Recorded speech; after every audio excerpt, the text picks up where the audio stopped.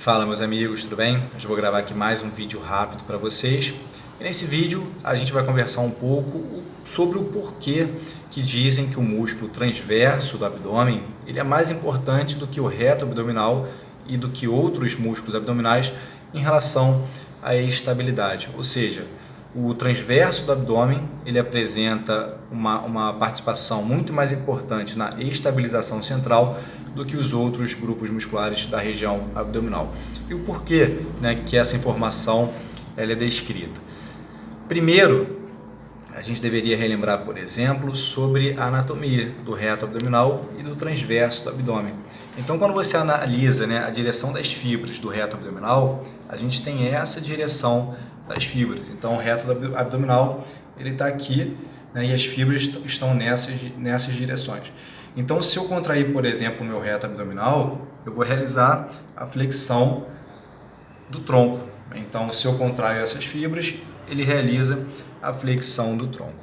Existe uma diferença anatômica muito importante em relação ao reto abdominal e o transverso do abdômen. O transverso do abdômen apresenta, por exemplo, as fibras no sentido horizontal.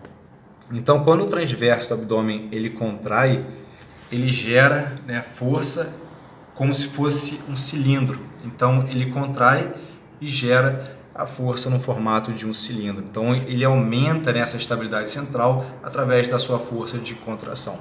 Além disso, o transverso do abdômen ele é conectado com outras estruturas que também vão participar bastante dessa estabilização central.